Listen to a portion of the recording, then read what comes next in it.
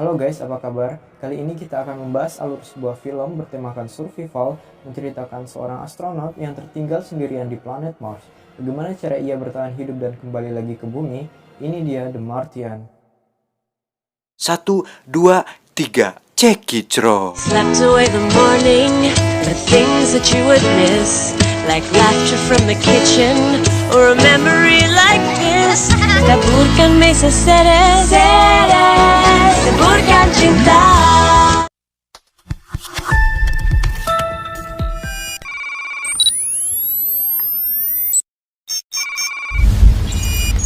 Film ini berlatarkan planet Mars dan bumi pada tahun 2035, dibuka dengan memperlihatkan sekelompok astronot yang sedang melaksanakan misi eksplorasi di planet Mars bernama misi Ares 3. Beranggotakan 6 orang, tim ini terdiri dari Mark Watney, seorang ahli botani, tokoh utama kita dalam film ini. Kemudian Komandan Lewis, pemimpin dalam misi ini yang juga merupakan seorang angkatan laut Amerika dan juga ahli geologi. Johansson, operator sistem dalam misi ini, Dr. Vogel, navigator dan juga ahli kimia, Dr. Beck, seorang dokter penerbangan, dan Martinez, seorang mayor angkatan udara Amerika dan pilot dalam misi ini. Mereka menjelajahi sebuah kawah di Mars bernama Acidalia Planitia bertujuan untuk mengumpulkan sampel tanah dan batuan di Mars. Mulanya, misi ini berjalan baik-baik saja hingga muncul peringatan badai besar yang akan datang. Sempat terjadi perdebatan mengenai apakah mereka harus membatalkan misi atau menunggu dan bertahan dalam badai, namun akhirnya diputuskan untuk membatalkan misi tersebut dan kembali ke kapal induk utama yang berada di orbit Mars. Namun dalam perjalanannya menuju MAV, sebuah wahana roket peluncur yang digunakan untuk membawa mereka menuju kapal induk, tokoh utama kita Mark tersambar oleh puing antena yang terbawa oleh badai dan hilang dalam badai tersebut. Setelah usaha pencarian yang tidak membuahkan hasil dan dianggap telah mati, akhirnya, komandan beserta anggota tim yang lainnya pun memutuskan untuk segera berangkat dan meninggalkan Mark yang hilang dalam badai tersebut.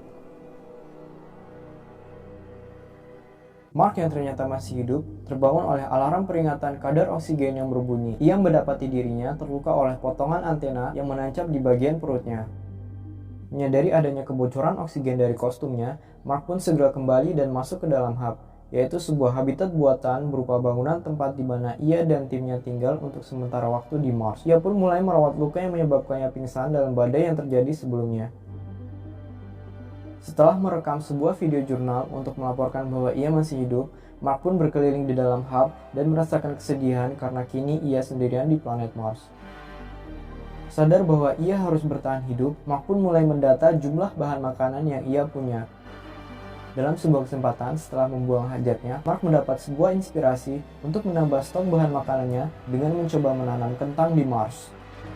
Untungnya, ia adalah seorang ahli botani, jadi ia mengetahui bagaimana caranya memanfaatkan limbah kotoran manusia miliknya menjadi pupuk untuk tanaman kentangnya nanti.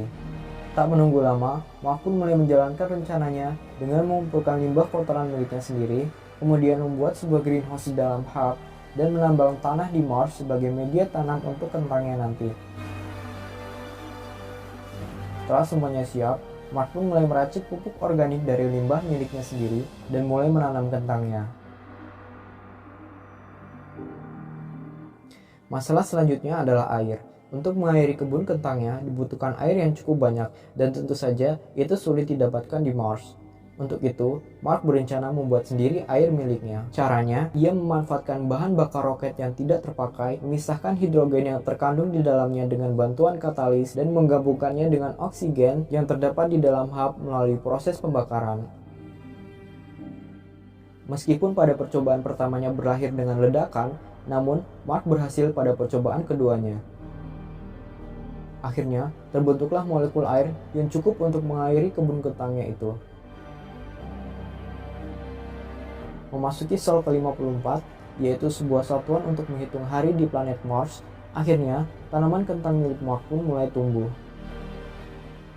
Di planet bumi, Mindy Park, seorang operator satelit NASA, menyadari adanya suatu pergerakan di sekitar lokasi hub tempat di mana misi Ares 3 dilaksanakan. Ia menduga bahwa pergerakan tersebut mungkin disebabkan oleh astronot Mark yang hilang. Ia pun segera menghubungi direktur misi NASA bernama Vincent Kapoor. Vincent yang melihat bukti citra satelit itu pun merasa yakin bahwa itu adalah perbuatan Mark dan tanda bahwa Mark masih hidup. Ia pun mencoba meyakinkan Annie Monroe, seorang direktur humas NASA, dan Teddy Saunders, direktur utama NASA yang datang bersamanya bahwa Mark masih hidup. Sementara itu di Mars, Mark mulai berpikir bagaimana caranya untuk dapat kembali lagi ke bumi. Ia berencana untuk menuju ke kawah Mars yang lain, yakni kawah Schiaparelli, tempat di mana akan dilaksanakannya misi eksplorasi Mars selanjutnya, yaitu misi Ares 4, dengan harapan dapat diselamatkan dalam misi tersebut. Namun problemnya adalah jaraknya sangat jauh sekali dari tempatnya berada saat ini, yang mana tidak terjangkau oleh baterai rover atau kendaraan Mars miliknya. Selain itu, dibutuhkan waktu hingga 50 hari untuk mencapainya. Sadar bahwa mungkin itu adalah satu-satunya jalan untuknya kembali ke bumi, ia pun mulai berpikir untuk memodifikasi rovernya agar dapat digunakan menuju kawah tersebut. Kembali ke bumi, para petinggi NASA melakukan pertemuan untuk mulai membahas bagaimana cara menyelamatkan Mark dari planet Mars, dan untuk sementara mereka berencana untuk mengirimkan bantuan berupa bahan makanan untuk Mark bertahan hidup hingga tiba saat diselamatkan nantinya. Mitch Henderson, seorang direktur penerbangan Hermes, yaitu kapal induk luar angkasa yang ditumpangi Mark dan timnya dalam misi Ares 3, mengusulkan untuk memberitahu tim Mark bahwa Mark masih hidup. Namun usul tersebut ditolak agar tidak mengganggu misi yang sedang dijalankan. Di planet Mars, setelah 48 sol masa tanam, akhirnya tanaman kentang yang Mark tanam pun mulai dapat dipanen, dan ia pun mulai menanam kentang untuk periode tanam selanjutnya.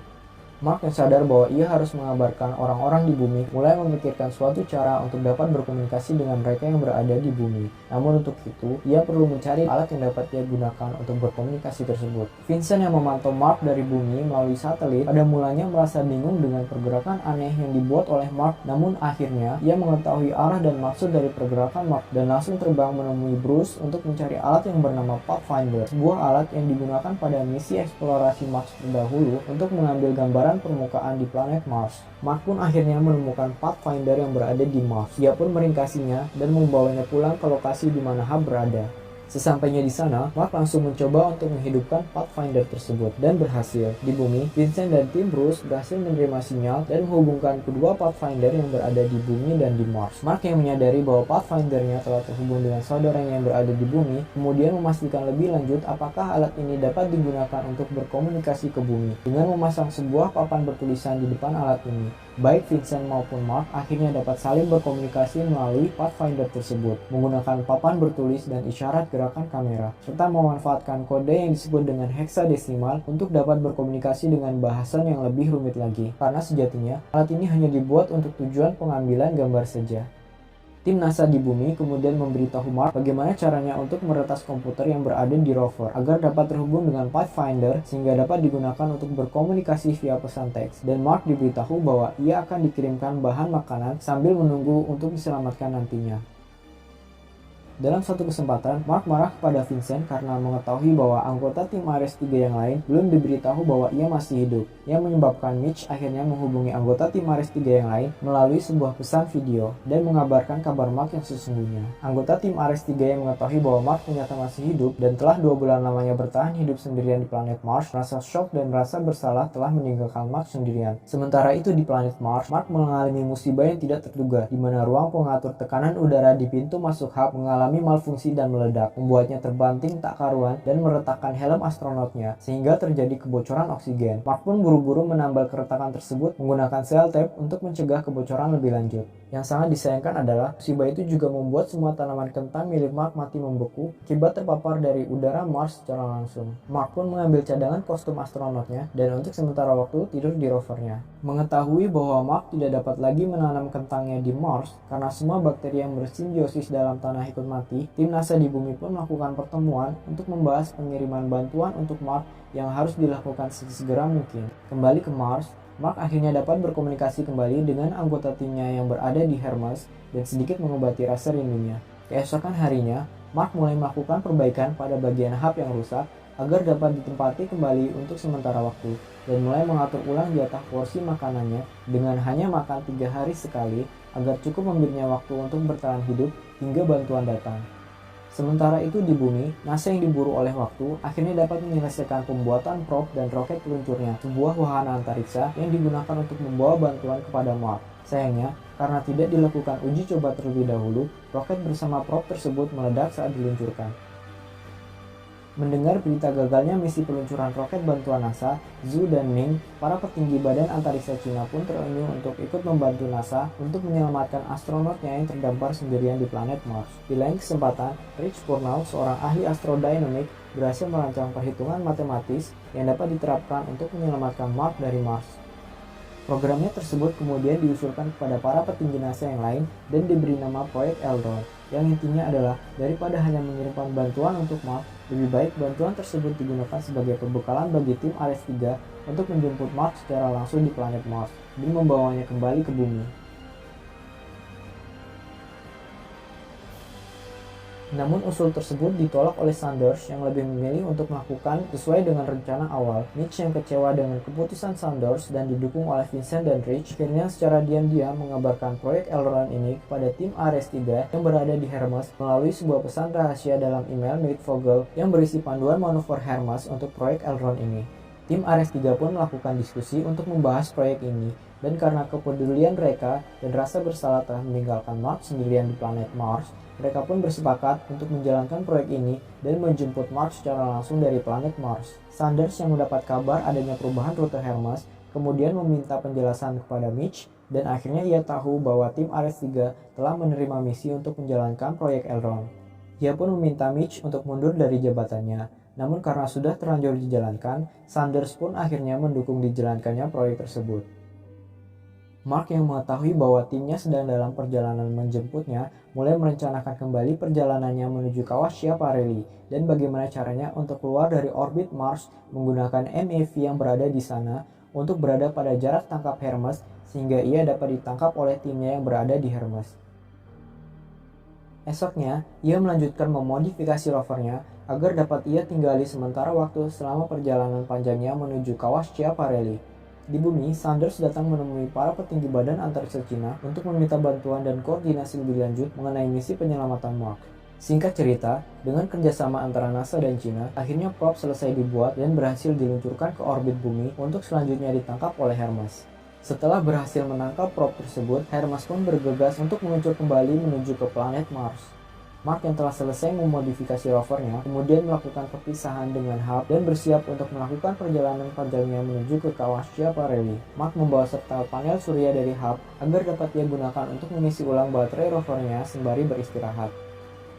Kembali ke bumi, Mitch, Vincent, dan Bruce menghadapi situasi kendala di mana Hermes tidak dapat terlalu dekat dan masuk ke dalam orbit Mars, sehingga mereka harus membuat Mark untuk terbang lebih tinggi dengan MAV-nya. Namun sayangnya, MAV tersebut hanya dirancang untuk mencapai orbit rendah dari planet Mars. Satu-satunya jalan adalah dengan membuat MAV tersebut menjadi lebih ringan agar dapat terbang lebih tinggi daripada semestinya. Mark yang mendengar kabar tersebut mau tidak mau harus mengikuti instruksi dari tim NASA di bumi untuk memodifikasi MAV-nya sesampainya di lokasi Mars tersebut. Gilanya, ia harus membuang bagian-bagian penting dari MAV tersebut, mulai dari panel, jendela, kursi kemudi, bahkan moncong dari MAV itu sendiri, dan menutup lubangnya dengan lembaran parasut. Di Hermes, tim Ares 3 mulai menyusun rencana penjemputan Mark dengan mencoba menyelaraskan dan berada sedekat mungkin dengan Mark yang melayang dengan MAV-nya. Dan kemudian, salah satu anggota tim akan mencegat dan menangkap Mark menggunakan MMU, sebuah unit penggerak yang memungkinkan untuk dilakukannya manuver bebas di ruang hampa. Memasuki hari penjemputannya, Mark memakan persediaan makanan terakhirnya dan menulis pesan perpisahan untuk rover yang akan ia tinggalkan. Setelah itu, Mark pun meninggalkan rovernya untuk masuk ke dalam MAV dan bersiap untuk penjemputannya dengan memakai baju astronotnya. Sementara itu di bumi, penduduk bumi berkumpul untuk menyaksikan proses penyelamatan seorang astronot NASA yang tertinggal sendirian di planet Mars ini. Mark yang telah duduk di satu-satunya kursi yang tersisa di dalam MAV, kemudian mulai dapat berkomunikasi dengan timnya di Hermes melalui komunikasi suara secara langsung. Hingga tibalah waktu peluncuran MAV yang telah ditentukan, dan MAV itu pun diluncurkan dengan kendali jarak jauh oleh Martinez yang berada di Hermes. Peluncuran MAV berjalan dengan lancar, dan Mark pun kini telah berada di luar orbit Mars. Namun timbul masalah di mana Mark tidak cukup tinggi, dan jarak antara Mark dan Hermes terpisah sejauh 68 km. Selain itu, kecepatan cegatnya terlalu tinggi sehingga Mark sulit untuk ditangkap. Tak kehilangan akal, tim pun berupaya menggunakan mesin pendorong untuk mencoba lebih dekat dengan Mark dan berimprovisasi dengan membuat sebuah bom yang akan diledakkan di bagian depan dari Hermes untuk menciptakan perbedaan tekanan udara yang membuat Hermes lebih lambat dan memperkecil kecepatan cegatnya, sehingga memungkinkan untuk dilakukan penangkapan Mark. Dan cara itu pun berhasil membuat Hermes melambat. Mendekati waktu pencegatan, Komandan Lewis yang memilih untuk menangkap sendiri Mark mulai mengenakan pakaian astronotnya dan menumpangi MMU untuk dapat bergerak di ruang hampa menuju ke arah Mark. Sialnya, Mark masih terlalu jauh dan tali yang menautkan MMU ke Hermes tidak dapat menjangkaunya. Mark yang merasa harus berbuat sesuatu pun mencoba untuk melubangi kostum astronotnya yang akan memberinya cukup tenaga dorongan dari udara yang keluar agar dapat meluncur di ruang hampa menuju ke arah Komandan Lewis yang menjemputnya. Mark pun berhasil mencapai Komandan Lewis yang menunggunya. Sempat terlepas, namun akhirnya keduanya dapat saling berpegangan. Dan Mark pun terselamatkan. Semua orang pun akhirnya happy.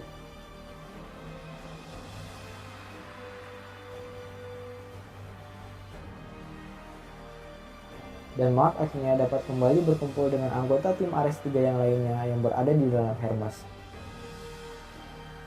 Kembali ke bumi, Mark kini mengambil peran sebagai seorang pengajar di kelas calon astronot untuk membicarakan bagaimana caranya untuk dapat bertahan hidup di planet asing. Sementara itu, misi penjelajahan antariksa NASA tetap berlanjut dengan peluncuran tim Ares 5 menyertakan Martinez sebagai salah satu awak di dalam misi tersebut. Adapun anggota tim lainnya memilih untuk mengambil jeda sejenak dan berkumpul kembali dengan keluarganya masing-masing. Dan demikianlah The Martian.